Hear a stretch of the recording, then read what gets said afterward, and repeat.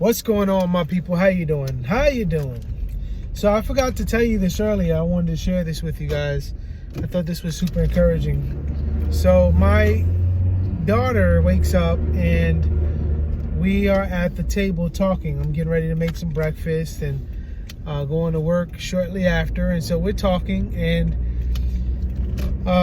she has been listening to The Lord of the Rings. So she's in the second book now with The Lord of the Rings.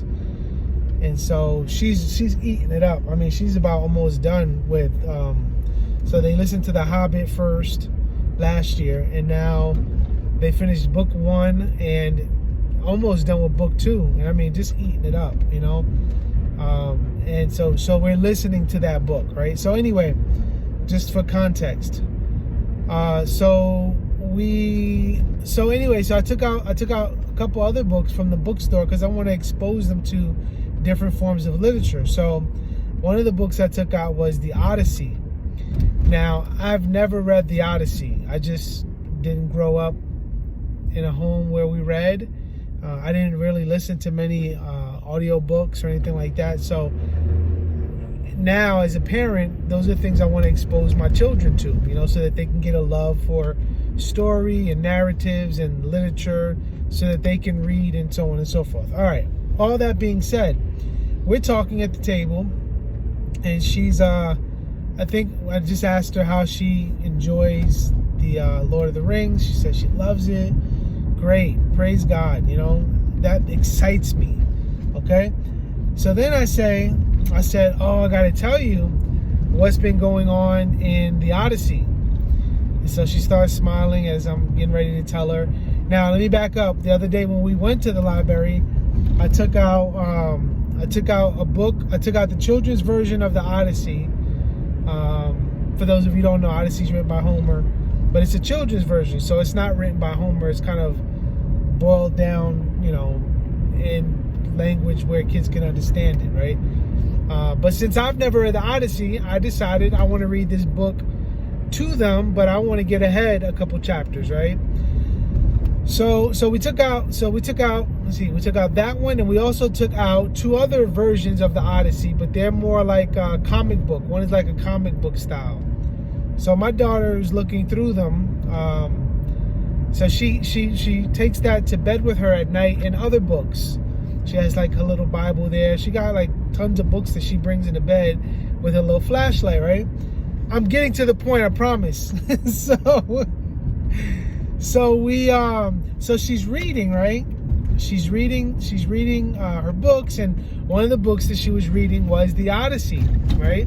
So here we are at the table. I'm telling her what happened, and she tells me, this is what she tells me.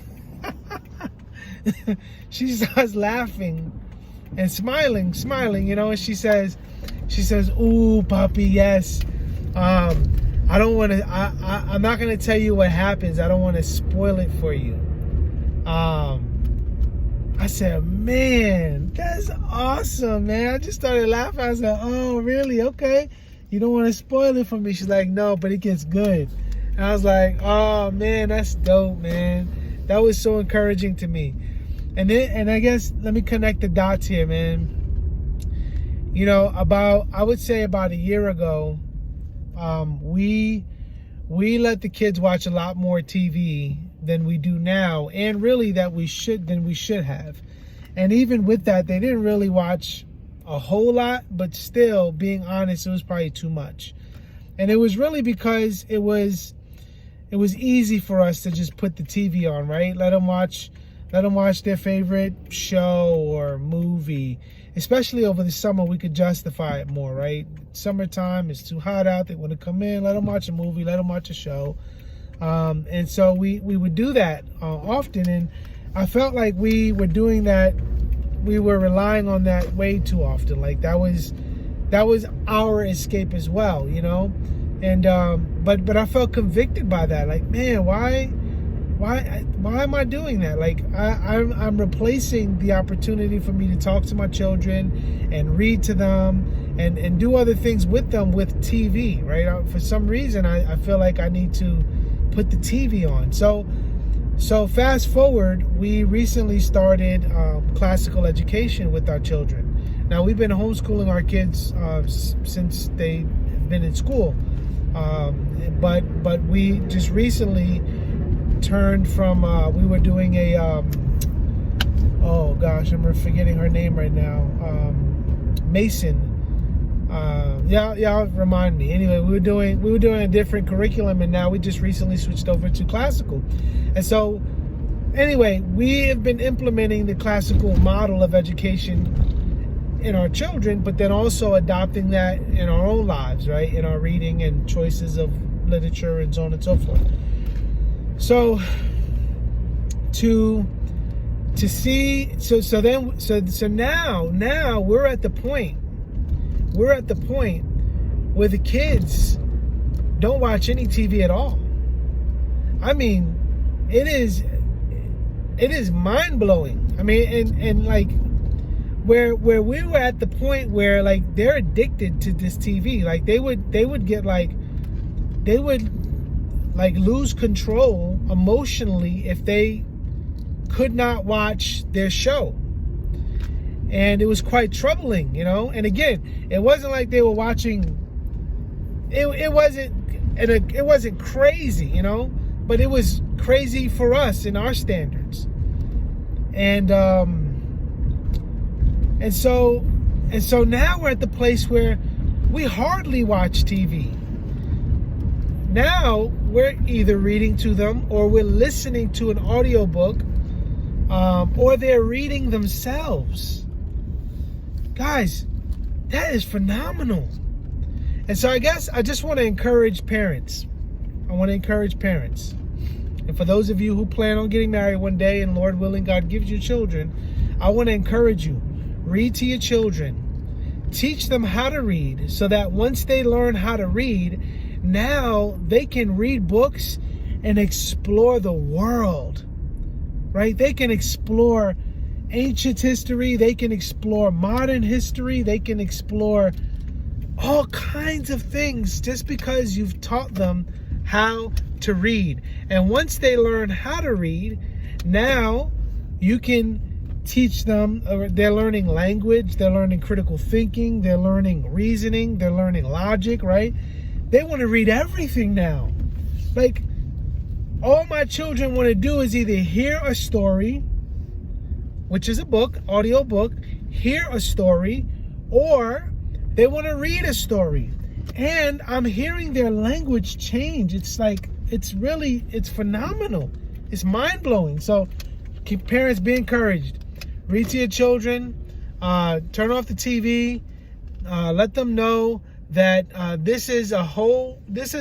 reading will introduce them to a world that they will never be, that they will always be thankful for. So I just want to encourage parents with that. Please be encouraged, right? As hard as it is, maybe you think that your children will never stop, wanting to watch TV so much. No. Listen, you can do it.